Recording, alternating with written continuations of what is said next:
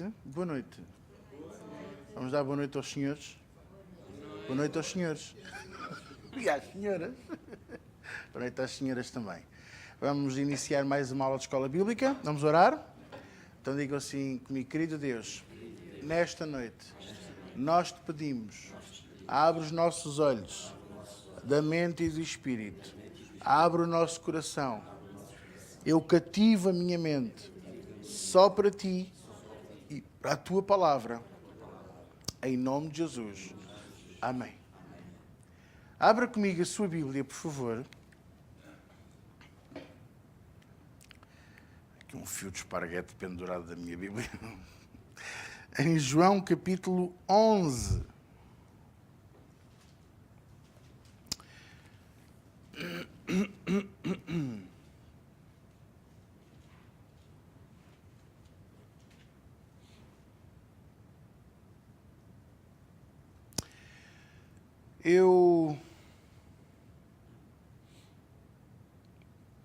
Nesta aula de Escola Bíblica, gostava de partilhar com vocês uma coisa que, no fundo, é um reminder, é uma forma de nós não nos esquecermos disto. Jesus teve uma concepção diferente da minha e da sua. Porque não foi carnal, foi espiritual. E como o homem não consegue compreender isso, muitos dizem que Jesus é tudo uma história inventada, é tudo mentira, gozam. Mais depressa acreditam que um coelho põe ovos de chocolate do que a existência de Jesus. Mas o que eu acho mais impressionante é que mesmo as pessoas não acreditando, e atenção, muitas delas dizem que não acreditam por causa de má doutrina. Quando uma pessoa diz assim, eu não acredito em Deus, porque para acreditar em Deus eu sou obrigado a acreditar no diabo. É um erro. Porque estão a pôr o diabo ao mesmo patamar de Deus. E o diabo não está no mesmo patamar de Deus, nem sequer está no meu e no seu patamar. Mas como as pessoas gostam muito de trazer os outros à igreja ou à religião, eu não posso dizer que é Jesus. A religião, através do medo, qual é das primeiras coisas que falam? O diabo. Você pode não acreditar, mas mais de metade dos crentes atuais vêm à igreja com medo do inferno. Não é tanto por amor a Deus. Faz lembrar o meu pai que ele era sportinguista por ódio ao Benfica. Sério. Naquele tempo não era tanto o futebol, era mais o ciclismo. Ele nasceu ali na zona do Bom Barral, Cadaval, e aquilo tem uma tradição muito grande, não é, do ciclismo. Na altura era o Trindade e o outro, que agora não me recordo o nome, o Nicolau, exatamente, Nicolau e Trindade, aquilo era uma rivalidade. Eles eram os dois muito bons, eram muito fortes. E anos mais tarde o Joaquim Agostinho e depois os outros todos que vocês também, alguns já ouviram falar ou conhecem, minimamente. Não é? Mas o Trindade e o Nicolau fizeram com que meio país se dividisse entre Benfica e Sporting, porque era assim que era. Nem tanto pelo futebol, era mais pelo ciclismo. O ciclismo tinha uma tradição muito grande e hoje está-se a perder, mas tinha uma tradição muito grande em Portugal. Então o meu pai tinha um ódio muito específico ao Benfica, não me pergunto porque é que ele nunca soube explicar. E como não havia outro, sabe, eu não gosto do amarelo. Qual é o outro que há? É cor-de-rosa às bolinhas. Então é esse que fica. Eu sou deste clube, deste pequenino. Pronto. E lembro-me quando eu era mais novo, o meu pai me perguntar pelos jogos, quanto é que ficou o Sporting? Empatámos. E o Benfica perdeu. Ele andava feliz da vida. Até subiava em casa. O que era, para nós era uma raiva, porque nós ficávamos chateados quando o Sporting não ganhava, ou empatava, ou perdia, não é? Mas ele ficava feliz era quando o Benfica perdia. Não era tanto o Benfica que o Sporting ganhar. Faz-me lembrar exatamente os cristãos que vêm à igreja com medo do inferno e não tanto por amor a Deus. vêm à igreja com medo do diabo, com medo de uma bruxa, com medo de qualquer coisa. E se onde há medo, Deus não está. Logo começa mal. E depois estranham porque é que Deus não faz as mesmas coisas na vida deles que faz nos outros. Tudo começa pela razão pela qual nós nos aproximamos dele. Estão a entender? Porquê é que eu me aproximei de Jesus? Se eu quisesse dar um título a esta aula de escola bíblica, seria algo assim aproximado com isto. O que é que me atrai até Jesus? Será que é o perdão dos pecados? Será que é a vida eterna? Será que é a possibilidade de viver no céu? Afinal de contas, eu até podia dizer à maneira do mundo, este promete uma moradia para todos. A casa do meu pai tem muitas moradas, é a mesma coisa. Será que é porque é moda? Está na moda ser evangélico? Será porque é tradição? Os meus pais já eram e eu não tenho outra hipótese, é tradição. Estão a entender? O que é que me atrai a Jesus? O medo de uma doença grave. Pastor, tenho tanto medo do cancro e da sida e de sei lá, tanta coisa que eu tenho que ir a Jesus com medo de uma doença. Tenho tanto medo de cair a uma cama, tenho tanto medo de morrer, tenho tanto medo da pobreza, foi por isso que me aproximei de Jesus. Eu uma vez ouvi uma pessoa dizer assim: eu aproximei-me de Jesus porque era a única coisa que me faltava na vida. Tenho dinheiro, tenho carros, tenho a minha mulher, tenho filhos, tenho um bom negócio. A única coisa que me faltava era Jesus. E eu não tenho que comentar, nem tenho que opinar, deixo isso para vocês. E penso naquilo que não tem nada e que vem a Jesus também. Eu venho a Jesus porque não tenho nada.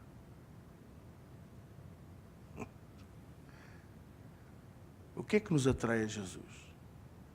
Eu vou-vos dizer o que é que a mim me atraiu a Jesus. Porque houve uma altura na minha vida em que eu tive que escolher. Quando somos pequeninos, vamos porque a mãe diz que vamos. E se não for, e se amanhã não te levantares, eu vou-te chamar à cama. E vamos à igreja. E vais. Não vou, vais. Não vou, vais, e porque eu estou a dizer que vais. Mas há uma altura em que chegamos àquela fase do que já temos poder para decidir. E isso aconteceu comigo também. E eu comecei a perguntar-me o que é que me atraía a Jesus. Seriam as moças novas na igreja? Eu era solteiro, queria uma namorada. Seria a possibilidade de ter autoridade, de ter algo, ou de ser algo que eu nunca fui na minha vida. E olha, podia-vos dar aqui milhares de exemplos. Não. O que me atrai a Jesus é a minha falta de compreensão pela capacidade do amor que Ele tem por mim, quando muitas das vezes nem eu me consigo amar. Eu não consigo explicar isto. Não tenho melhor maneira para vos explicar isto. Eu digo tantas vezes isto à minha mulher lá em casa. Como é que Ele gosta tanto de mim? Gaba-te de ser, estás a dizer que Deus gosta de ti. Não, eu não estou a dizer, é a Bíblia que o diz.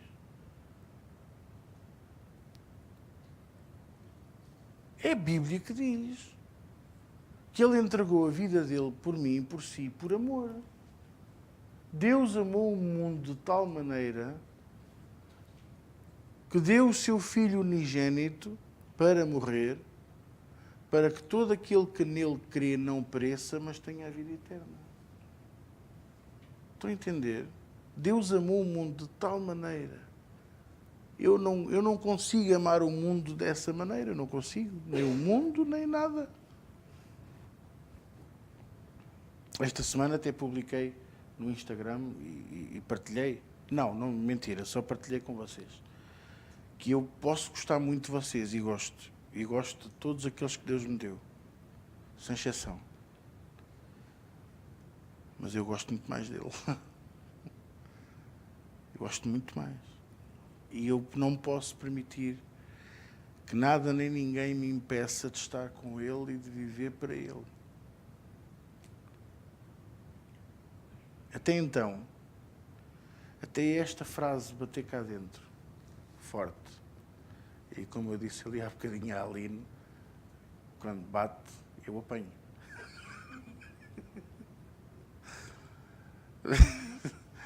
Esta frase bateu forte no domingo ou na segunda ou na terça, já não me recordo bem.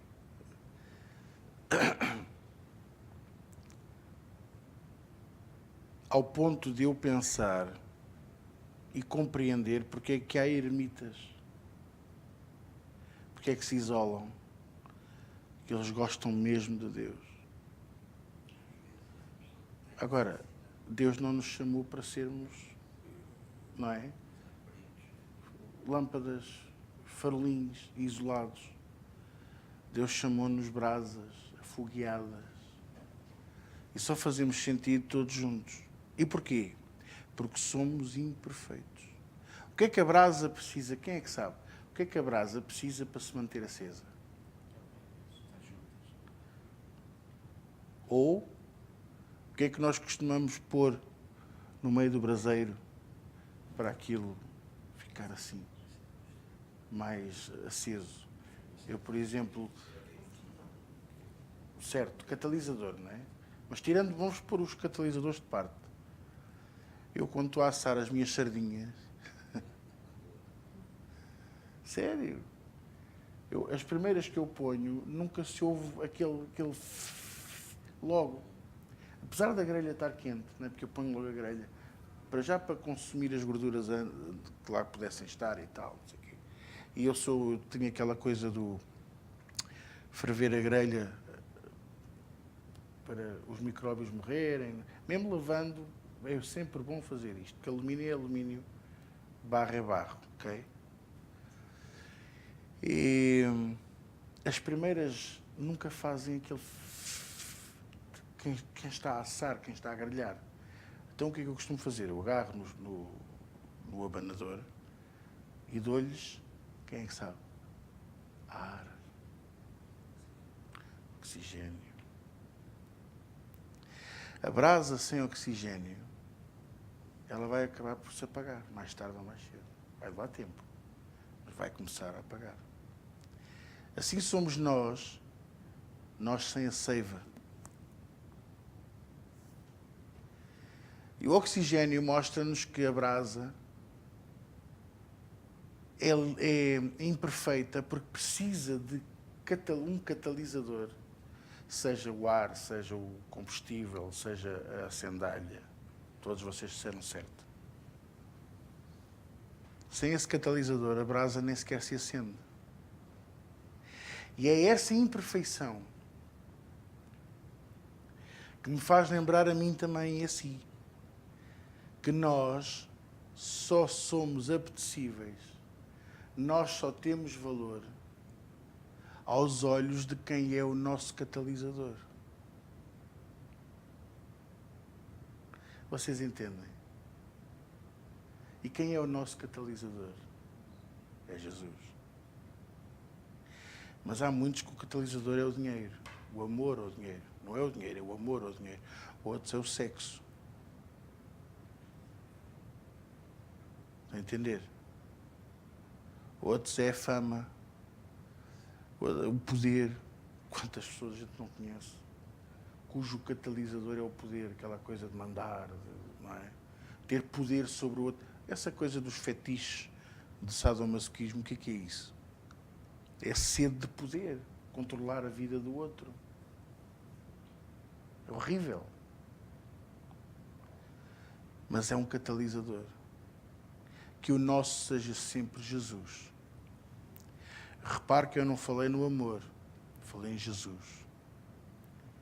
Porque se Jesus for o nosso catalisador, tudo o resto vem.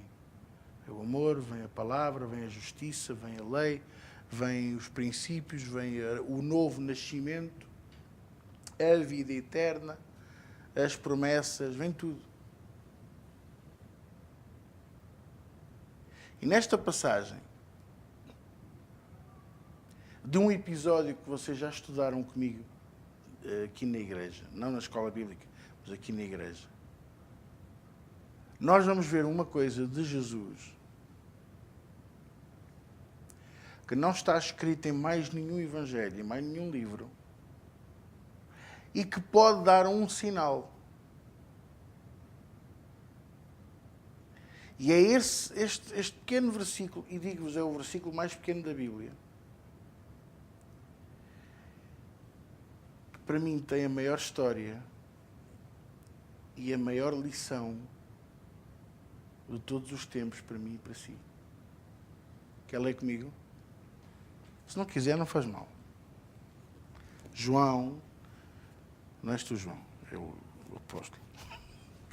João, capítulo 11, versículo 35, e diz assim: e Jesus chorou.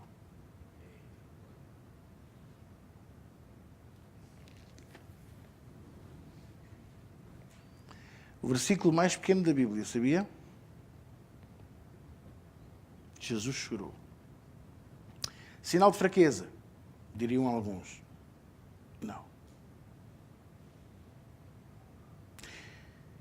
Para mim foi um sinal íntimo de compaixão. Ver como você e eu ficamos depois do espírito sair do corpo. Olhe que Jesus, para ser experimentado nos trabalhos, como diz em Isaías 53, também tinha que enfrentar a morte. A Bíblia de repente deixa de falar de José. Não diz que ele morreu. A tradição é que diz que sim, que ele morreu. Mas deixa de falar nele. Deixou de ser importante, não quer dizer que tenha morrido. Mas e você não ouve falar que o menino sofria pela ausência do pai ou pela não ausência? Porque eu digo-vos que, para mim, José nunca deixou de estar na história e morreu quando teve que morrer. E por alguma razão é neste Evangelho e é neste episódio que você vê não a fraqueza, não é a humanidade. É para provar que Jesus era humano, um ser humano como você e eu. Não. E se ele provou a comer, a ir fazer o seu xixi, o seu cocó? Sim, porque há muito boa gente que nem imagina que Jesus, enquanto esteve cá, foi várias vezes à casa de banho. E olha que naquele tempo não havia casa de banho. Muitos deles andavam com uma adaga pequena na cinta. E muitas delas até não era bem uma adaga, era mais uma ligeira pá. Uma mini espada, assim larga. Sabe para que era? Para cavar um buraco. Para fazer as necessidades. Alguns estão a pensar, mas por que é que ele está a falar nisto? Porque não é o chorar que prova a humanidade. O que prova a humanidade é os momentos fisiológicos que você e eu temos. Quando você espirra e fica tudo babado. Esse é um momento que prova que você é humano. Ou quando você boceja e sai assim uns guichos de saliva da boca. Nunca lhe aconteceu? Hã? Ou estar a ler a Bíblia e adormecer. Sabe este gesto?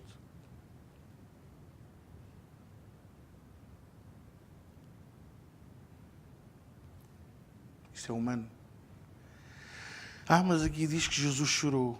Foi a humanidade? Não. Foi a prova do seu grande amor por nós. Ele era amigo de Lázaro, por isso é que ele chorou.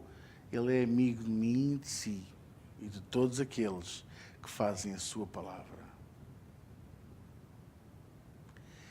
Jesus chorou, ensina-nos que Ele agrada-se que nós o amemos e agrada-se que nós tenhamos confiança nele. Porque não foi só Maria e Madalena que tiveram... Maria e... Não é Madalena? Marta, obrigada. Maria e Marta que tiveram fé que Jesus iria para curar Lázaro. Para mim, Lázaro também acreditou até partir.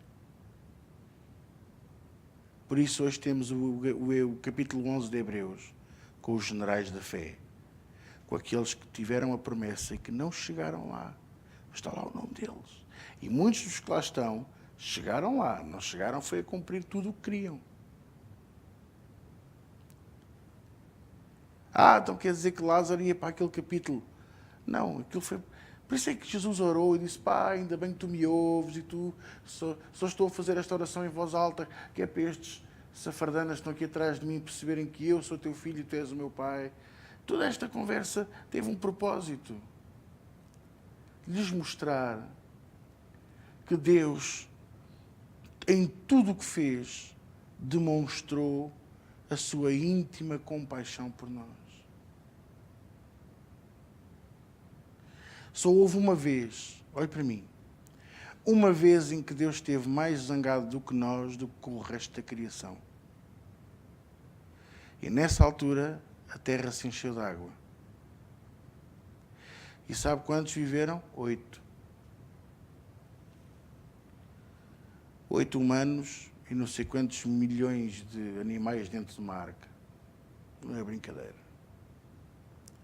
Foi a única altura em que Deus zangou-se com a criação. E ainda assim, quando a arca estacionou no Monte Ararat, o Senhor olhou para aquilo e arrependeu-se.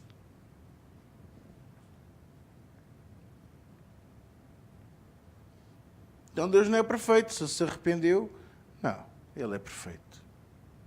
Senão hoje não estávamos cá. Lá estamos nós a querer balizar Deus com as nossas manias, com os nossos achos.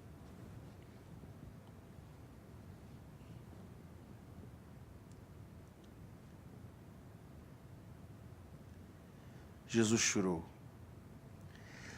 Chorar é um ato de compaixão. Não.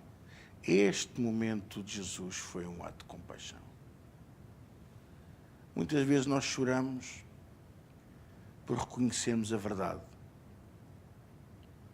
Você e eu choramos 95% das vezes por reconhecer a verdade.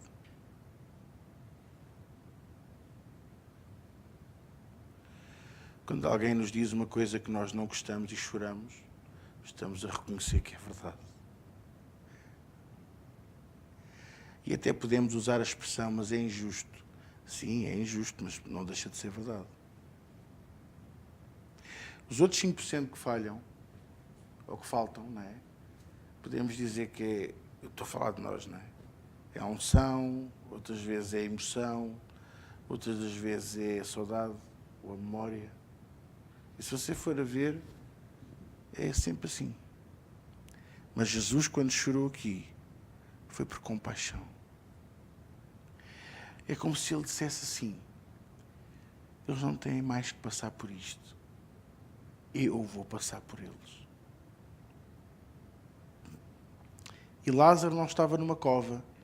Ele estava dentro de uma gruta. Ele estava dentro de um sepulcro esculpido na rocha, tal e qual como ele foi. Já pensou?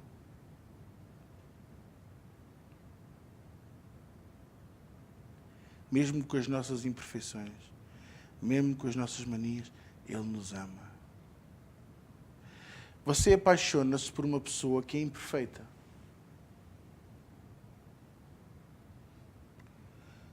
É verdade. O seu marido é imperfeito, a sua mulher é imperfeita, a minha mulher é imperfeita. Tem uma mania de deixar as portas semi-abertas. Eu que sou largo, ando sempre às cotoveladas às portas.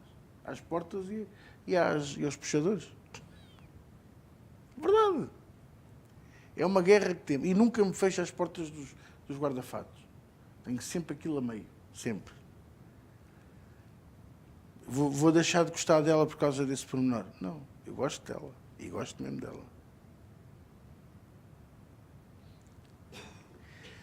Os nossos filhos, quando são miúdos, bebés pequeninos, os primeiros cocós, aquilo é um cheiro. Parece que estão mortos por dentro. E você vai deixar de gostar deles por causa do cheiro de cocó. Diga lá. Não é? É. Até o cheiro é lindo, até o cocó é lindo. Mas já reparou que é verdade? É verdade. Então como é que ele não haveria de fazer a mesma coisa connosco? Se foi ele que pôs esta ideia em nós, de gostarmos uns dos outros, mesmo com imperfeições. Às vezes até achamos piada aos defeitos. Às vezes até achamos piada a caricatos, aquelas coisas que, pronto, que a pessoa faz. Estão a perceber? Vou-vos contar aqui uma coisa. A minha avó metia-me um bocado de impressão a comer. Já está com Jesus. E tenho muitas saudades da minha avó. Porque a minha avó era daquelas pessoas, por exemplo, imaginar que o jantar era bife com arroz. Ela cortava o bife todo aos bocadinhos. E depois punha o arroz no prato. E já nós íamos a meio. Sério? E depois, se houvesse salada, misturava a salada no arroz e misturava com o bife e fazia ali um bolo com bocados de pão, tudo misturado. E eu vi, ninguém me contou uma vez, com um pudim de chocolate, que também lá foi para dentro. E aquilo fazia assim uma pasta. E um dia eu olhei para ela e disse, vó, desculpe lá. Eu assim, com as coisas no meu prato ainda vá que não vá. Agora assim, olhando para essa pasta que a avó tem aí, como é que você consegue? Ela olhou para mim e disse assim, na barriga não se mistura tudo? Então já vai misturado. Que esta simplicidade possa ser uma característica nossa, novamente. E numa era em que a sociedade nos cobra por sermos únicos, pioneiros e que sejamos simples. Que esta simplicidade nos dê a prova de que Jesus não vai continuar a chorar por nós, mas vai continuar a dizer, ainda bem que eu fui à cruz por ele. Jesus chorou num episódio de morte. Não chorou pela morte, não chorou porque chegou tarde, não chorou... Vocês estão a entender? Não chorou a não ser por uma coisa, por amor. Amor a Lázaro, que era amigo. Não, por amor a mim e a si. Ele viu o Lázaro cá em cada um de nós. Posso ouvir amém? Abra comigo a sua Bíblia agora.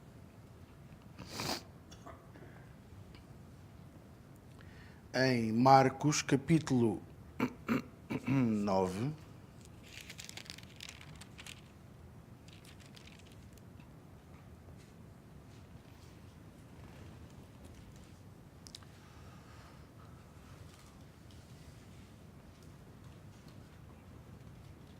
Os fariseus criticaram Jesus por ter chorado. Eu sou do tempo em que os pastores não podiam mostrar emoções. Eu servia a Deus ao lado de um pastor.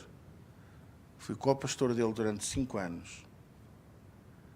De um homem que não mostrava emoções. Ele não mostrava emoções.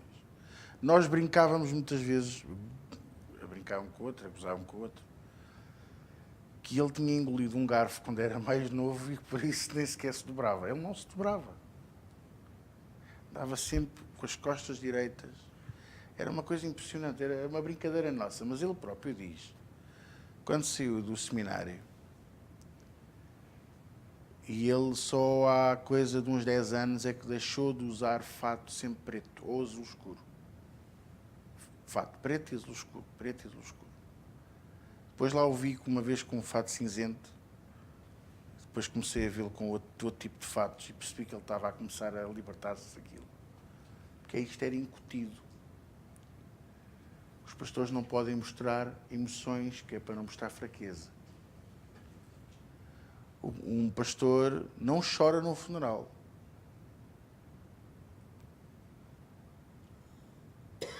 O pastor, no louvor, não bate palmas, nem canta. Está ali com os olhos semicerrados, como eu vejo muitos, noutros sítios. Assim, com os olhos semicerrados, parece que é um carneiro mal morto. E estão ali coisas. Mas depois, quando saem fora da igreja, é uma coisa que nunca se viu. E era o que eu lhe dizia a ele: porquê você não é assim descontraído na igreja? Se calhar as pessoas iam ficar mais contentes por o ver descontraído. Porque ele fora da igreja era descontraído. Nós jogávamos computador um contra o outro. Fomos viajar às Canárias e entre estar no aeroporto e o voo que se atrasou, foram 6 horas de espera.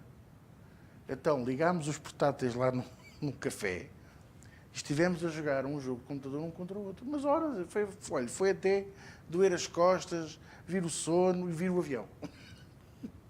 Foi um homem descontraído.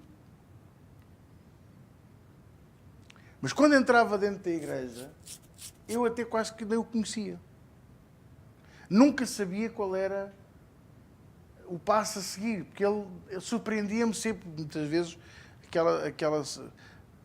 fazia aquelas coisas assim, tipo, controle-se, então, está a chorar porquê? Não se pode chorar. Eu achava aquilo estranho.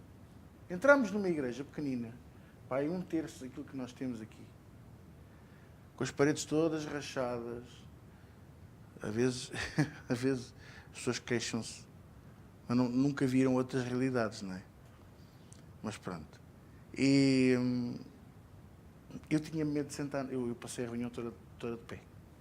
Cadeiras daquelas de plástico da praia, brancas. E eu com medo de me sentar na cadeira, não fosse a cadeira esbardalhar-se para o chão. Cadeiras muito fracas espiritualmente, exatamente. E então começaram pronto, eles coitados, o irmão do acordeão, mais valia estar quieto, não acertava uma nota. E quem estava a cantar ainda era pior. Mas sabe uma coisa? Mesmo tudo desafinado, ali parece que estavam a esganar gatos e a matar galinhas. A presença de Deus desceu e eu desatei a chorar numa das músicas. Mas a chorar compulsivamente, eu queria me controlar e não conseguia. E ele toca-me no braço e diz: então, homem, componha-se, então, o pastor não chora. A gente tem que estar aqui, temos que manter a pose, senão estamos a dar fraqueza. E eu fiquei tipo, não é normal, eu preciso descontrair. E nessa noite fomos aí, na outra noite fomos a uma igreja de surdos mudos. Vocês podem não acreditar, mas também existe. E para quem não sabe, eles batem palmas assim. E também me deu para chorar porque, quer dizer, eles são surdos mudos, mas não deixam de servir a Deus, não deixam de louvar a Deus, deixam de bater palmas, não deixam de cantar. Projetam as músicas também no ecrã, as letras. E é lindo. E cantam, e têm instrumentos, e quem toca é surdo-mudo, toca pela vibração do som no chão. É uma coisa impressionante. Afinadinhos. E eu chorei. Porquê que eu chorei? Porque sou um parvo que estou sempre a chorar? Não, porque senti a presença de Deus e disse: Senhor, nós não damos valor ao que temos. Damos tudo por garantido, damos tudo por desvalorizado. Entendem? E escandalizamos-nos por tudo e por nada. Então, Marcos 9, versículo, e agora, pronto, que ninguém se ofenda, nem ninguém fica a pensar, espera aí que esta parte é dura. Não é dura, é a palavra. Versículo 42. E qualquer que escandalizar um destes pequeninos que creem em mim, melhor lhe fora que lhe pusessem ao pescoço uma grande pedra de moinho e que fosse lançado no mar. E se a tua mão te escandalizar, corta. Ok. Pastor, Jesus está a ser radical. Com quem é que Jesus está a ser radical? Com os críticos, com os que não dão valor, com aqueles que nem respeitam lágrimas de amor. Jesus não chorou por medo, não chorou porque chegou atrasado, não chorou porque o vento tinha a tocar-lhe nos olhos. Não. Jesus chorou por compaixão e amor por mim e por si. Lázaro representa-me a mim e a si. E Jesus está aqui a dizer, se alguém escandaliza algum dos meus pequeninos, e atenção, já não estamos a falar do testemunho ou do que possa dizer ou fazer. Hoje não estou a referir absolutamente nada disso. Estou-me a referir mesmo aos atos simples.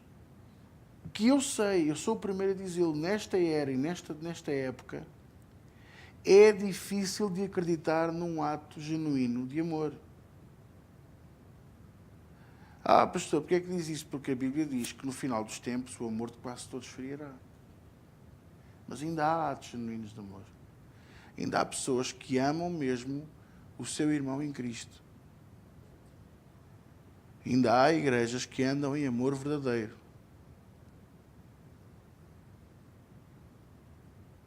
E se nós fôssemos ver as igrejas do apóstolo Paulo, agora só aqui como é que se diz, uma ida à boxe, um sideline, não é?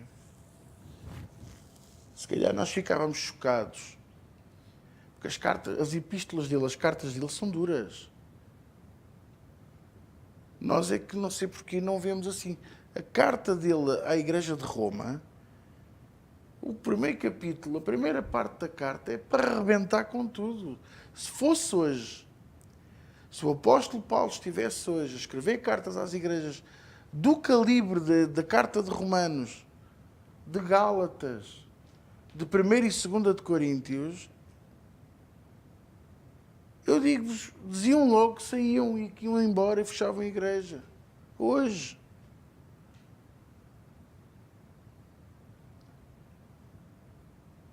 O que Paulo e o que Jesus está aqui a dizer, se alguém escandaliza um dos meus, quer dizer que se alguém se escandaliza, vamos pôr isto nos termos reais, se alguém se escandaliza pelo irmão Manuel manifestar os dons do Espírito Santo em oração, como há 15 dias, se alguém se escandaliza por alguém dizer aleluia mais alto na igreja, como o André, como o Emanuel, como outros dizem. Se alguém se escandaliza por alguém chorar uma reunião inteira. Se alguém se escandaliza, vocês estão a entender? Ou criticam, olha para aquilo, que vergonha, para aquilo. Lágrimas de crocodilo. E eu já vi isto muitas vezes. Lembra-se de eu, a primeira vez que eu voltei à igreja, quando eu estive afastado, estava um irmão sentado na segunda ou na terceira fila. Ainda faltava um bocadinho para a reunião começar. E ele estava de olhos fechados e estava assim. E eu gozei com ele. Olha aquele palhaço. Ali. E a minha mãe disse-lhe, não é palhaço nenhum. O irmão não sei quantos está a orar. Tu devias ter respeito, tu ainda não fizeste isso hoje. Quase que consegui ouvir o tom. Mas é verdade. Nós não nos podemos escandalizar. E se for falso, se for só para inglês ver, não nos diz respeito. Nem a mim, nem a si. Não me interessa. Não estou cá para julgar. Nem para ser juiz, nem para ser polícia. E se for para tentar agradar alguém, do fundo do meu coração, que seja para agradar a Deus. E se não for, a pessoa dará contas a Deus. Não tem nada a ver. Os frutos logo se vêem. Eu tenho dito isto, ando a dizer isto há tanto tempo. Os frutos logo se vêem. O fruto logo vem ao de cima. E quando o fruto vem ao de cima, fruto é a prova dos 9, os frutos. Olha, Jesus chorou. E você leia o resto do capítulo, vai ver o fruto que houve desse pequeno gesto. Estou-me a lembrar quando mataram João Batista, degolaram-no. Que é uma morte horrorosa. Ainda para mais para um homem que era conhecido em toda a cidade, toda a região. Pregava-se, Senhor, no deserto, mas era conhecido. E disseram a Jesus, olha, mataram o teu primo. E Jesus diz que ele ficou perturbado. Diz a Bíblia que Jesus ficou perturbadíssimo. E não se pôs a dizer mal do governo, nem do Herodes, nem deste ou daquele, ou do outro, ou do Pilatos. Não se pôs a incitar a multidão a rebelar-se, a ir contra, a sair, ou fazer, ou entrar. Como aquelas pessoas dizem assim, eu se fosse a vocês, não comprava produtos da Unilever porque eles dão o dízimo a Satanás. Quem é que sabe se isso é verdade ou mentira? E para que é que andamos a fazer isso? Sabe para que é? Para controlar a vida das pessoas. Como o Valdomiro teve a lata de dizer que ninguém compra maionese da Hellmann's, porque Hellmann's é o homem do inferno. Jesus Cristo.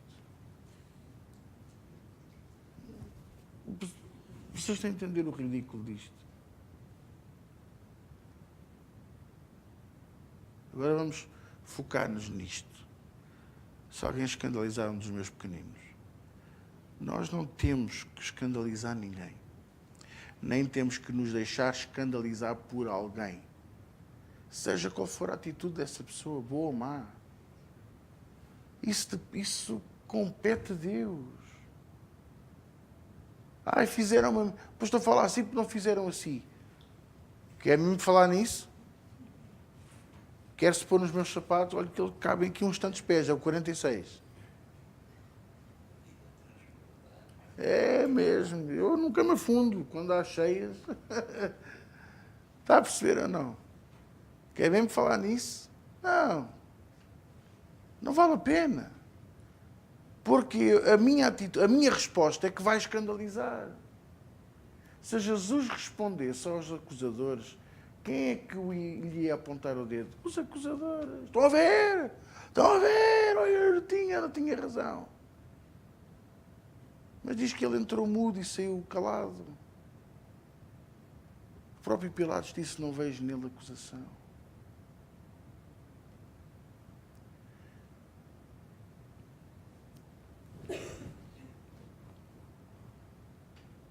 Às vezes as pessoas dizem assim,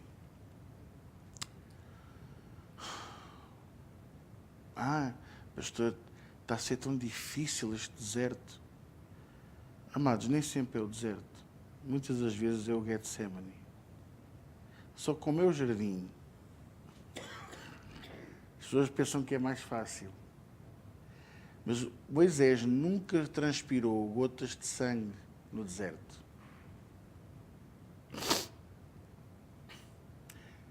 Moisés tinha maná no deserto. Jesus teve 3 pindéricos a dormir, que nem uma hora conseguiram orar com ele. Moisés tinha, quando saiu do Egito, 600 mil, fora mulheres e crianças e animais. Jesus tinha 12 e quando os soldados vieram, nenhum ficou.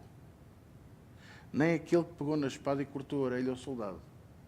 Queria fazer uma feijoada.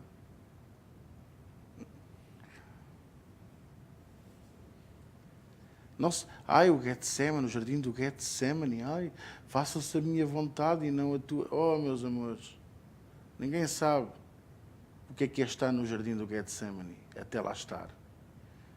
Porque quando nós estamos no jardim do Getsemane, é quando nós verdadeiramente, e pela primeira vez, tomamos a nossa cruz, negamos-nos a nós mesmos e seguimos a Jesus. O problema é que muitas das vezes nós nem saímos do jardim. Porque não nos negamos e não pegamos na cruz. Somos nós que pegamos na espada e andamos a escortejar toda a gente. E esquecemos-nos que Jesus disse, nega-te. Nega-te a ti mesmo. Toma a tua cruz e segue-me. Qual foi o caminho de Jesus? O caminho do Gólgota. 2,3 quilómetros desde o jardim, o local da acusação, um bocadinho acima do jardim, até ao Calvário. E agora? O caminho sofredor, o caminho da dor. Ninguém está apto a fazer esse caminho. Mas Jesus chamou-nos para esse caminho. E a multidão vai lá estar. Uns vão ser a nossa família. Outros vão ser ex-amigos do mundo que nos acusam. Agora que vais lá à igreja, nunca mais quiseste saber. Vai lá à igreja, vai lá dar a dízima. Até falam assim que é para pisar e picar. Mas muitos dos que lá vão estar são aqueles que se dizem de irmãos. Não são. E nós temos de ser como Jesus, permanecer calados. Que o Senhor há de enviar um Simão curtidor que nos há de ajudar a transportar a cruz. Até chegarmos ao nosso objetivo. Isso quer dizer que eu vou ser crucificado. E se for? Qual é o mal? Diga-me lá você. E se for? E se fôssemos crucificados com Ele? Não é o que diz a Bíblia, que fomos crucificados juntamente com Ele. E se formos crucificados?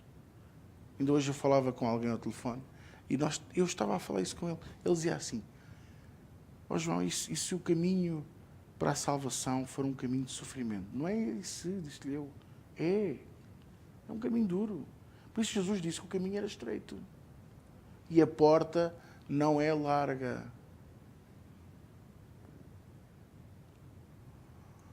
Porque é que Jesus disse assim? Quão difícil é os ricos entrar no reino dos céus. Não é pelo dinheiro. Não é a riqueza em si. É porque eles sabem que se eles estiverem no caminho para a cruz, eles vão pagar alguém para fazer coisa por eles. O amor ao dinheiro. Eu tenho o dinheiro, eu vou usufruir dele. Mas Jesus disse, nega-te a ti mesmo. Vocês estão a entender isto? Por que isto tem a ver com Jesus chorou? Porque também houve ali umas lágrimas de Jesus pela nossa falta de amor por Ele.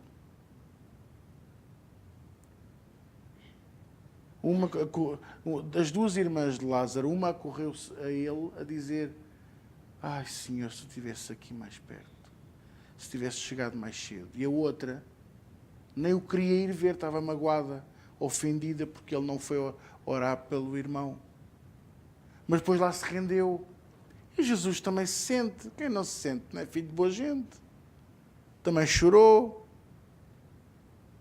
Também lhe doeu. Não estive eu na tua casa? Não partilhei eu o pão contigo? Não te dei a palavra? Mas nós somos assim. Por isso Jesus disse: nega-te a ti mesmo, toma a tua cruz e segue-me. E não é difícil isto. Amores, não é. E você vai ver que vai haver sempre muito poucos no caminho com a cruz. Muitos à beira do caminho a gritar para os que vão no caminho. Muito poucos no caminho. Eu hoje dizia a essa pessoa assim, um pastor, eu dizia-lhe assim: há momentos na minha vida, na minha chamada, que eu chego a duvidar se eu estou mesmo a pregar a verdade ou não. Com tanta coisa que eu ouço falar, com tanta coisa que me fazem, com tanta coisa que acontece, eu chego a duvidar se eu estou no caminho certo ou não. Tenho que ser honesto.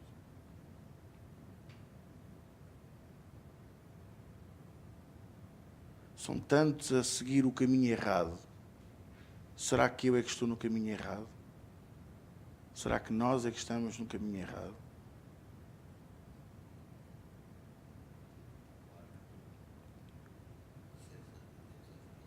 Mas depois nós vemos as provas e vemos o quê? Os frutos. Os frutos logo se veem. É o que diz a Bíblia. Vocês entendem? Os frutos logo se vêem. Então, quando você estiver a passar uma fase em que você esteja a ser muito abanado, lembre-se que Jesus chorou de amor, de compaixão, de misericórdia por mim e por si. Lembre-se também que Ele está connosco e que Ele nos deixou a solução. Nega-te a ti mesmo. Toma a tua cruz e segue-me. E se alguém se escandalizar por você não responder, por você não entrar, não sair, por você não fazer a vontade dos homens, é simples, diga-lhe, está escandalizado comigo? Então é melhor cortar o olho, arrancar o olho, cortar o braço. Olha, Jesus diz assim, melhor é para ti entrares na vida aleijado do que tendo duas mãos e ires para o inferno, aonde o seu bicho não morre, o fogo nunca se apaga. E se o teu pé se te escandalizar, o caminho que tu percorres, corta-o. Melhor é para ti entrares coxo na vida do que tendo dois pés e seres lançado no inferno, no fogo que nunca se apaga, onde o seu bicho não morre e o fogo nunca se apaga. 2 vezes, Jesus diz isto 2 vezes. Oh, pastor, porquê é que está a falar no escândalo? Porque eu quero alertar vocês para os escândalos que ainda vão surgir. Porque ainda vão surgir muitos escândalos. No geral. Ainda vamos ouvir muita coisa que não estamos à espera. Nós estamos a caminhar para o final dos tempos. E Jesus diz que no final dos tempos, se os tempos não fossem abreviados, até os escolhidos seriam enganados.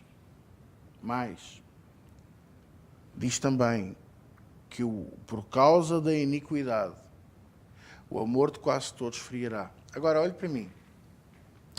Não quer dizer que seja o amor dos outros, desculpem, a iniquidade dos outros contra mim. Porque isso lá está, é a nossa tendência de pôr as culpas nos outros. É a iniquidade que há em nós. É que mata o fogo que há em nós. Quando o meu fogo, por isso é que eu há bocadinho falei na brasa, quando o meu fogo, ouça bem o que eu lhe vou ensinar, está com o catalisador certo,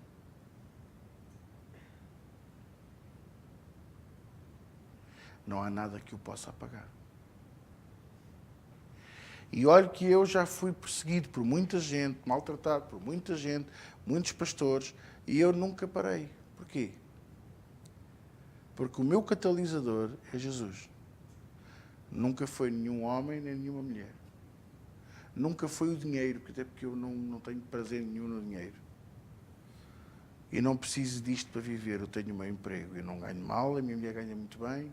Temos a nossa vida muito bem orientada, graças a Deus. Mas eu dedico-me à casa de Deus por amor às almas e por amor a Jesus, por fazer a obra dele. E é isto que eu quero dizer. Então, para terminar esta aula de escola bíblica, o que é que me atrai a Jesus? O que é o catalisador da minha vida?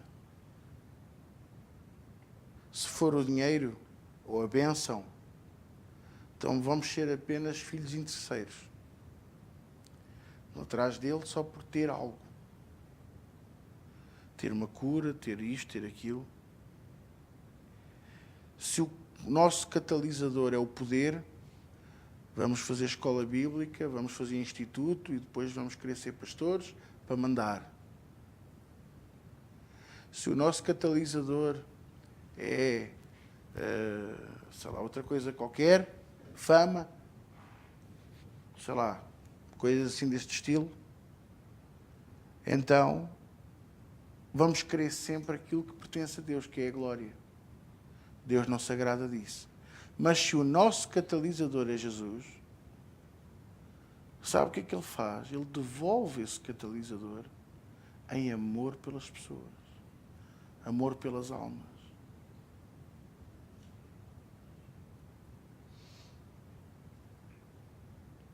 Quantas vezes a minha mulher até me pergunta, eu não sei como é que tu consegues gostar tanto das pessoas assim. Mas gosto. O que é que eu hei de fazer? Gosto.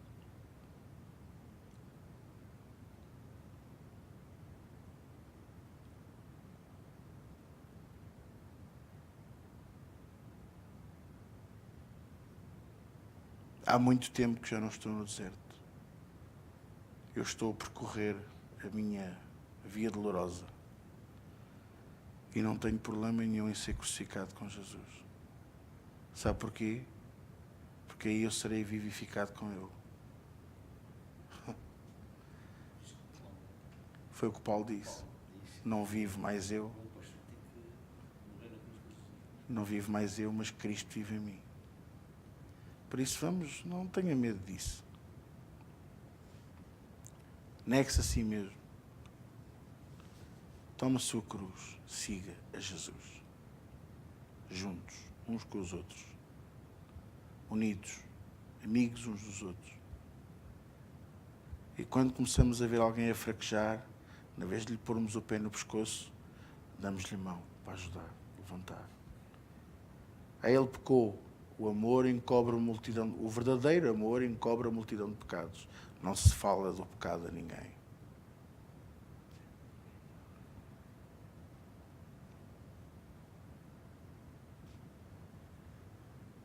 E é assim que deve ser. Sabe o que é que me atrai a Jesus?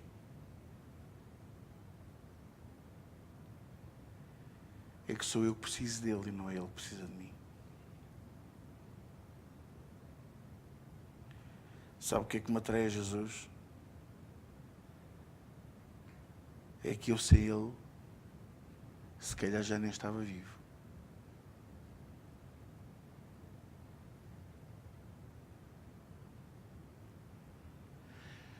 Ou você pensa que as histórias que eu lhe conto são fábulas, confabuladas na minha cabeça para vos entreter? Eu já vos disse que eu pensei na minha morte anos a fio. Anos. Na minha morte e no meu funeral, anos a fio.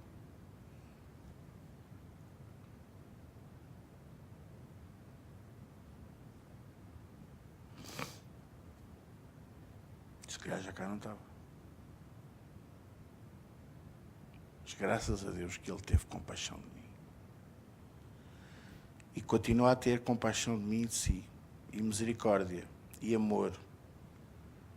E vê valor em nós, mesmo quando ninguém vê valor em nós. Já viu? E graças a Deus por isso. Amém? Então o que é que vos atrai a Jesus? Não é para responder, é para pensar.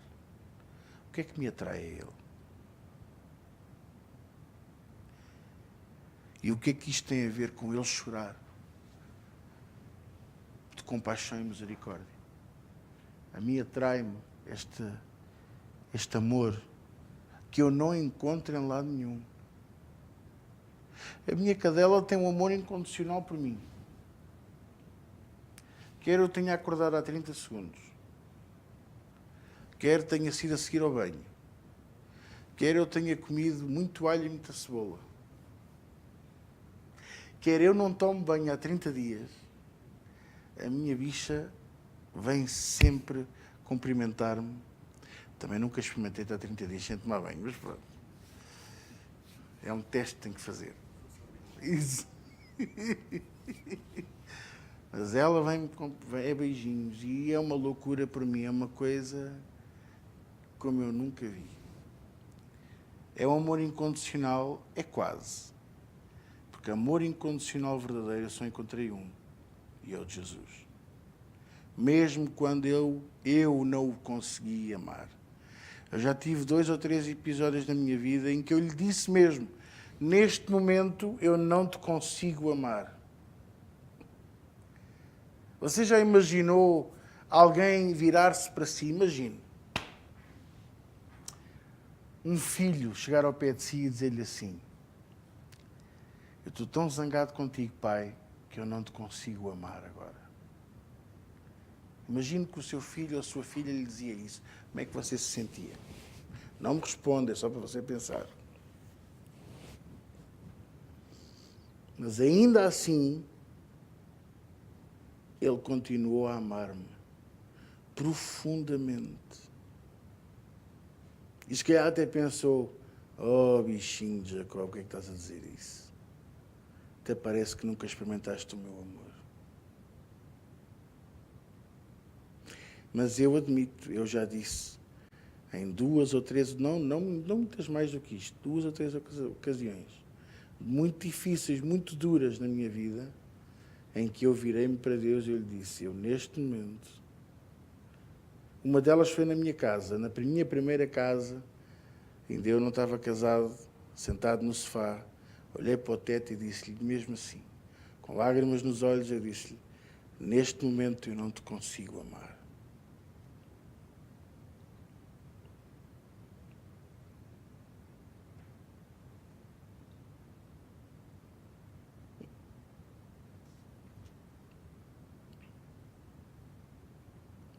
Mas Ele ama-nos. Ah, Jesus chorou por você dizer isso. Não. Quando muito Ele pode chorar é por amor, não por desilusão. Deus nunca se vai desiludir consigo.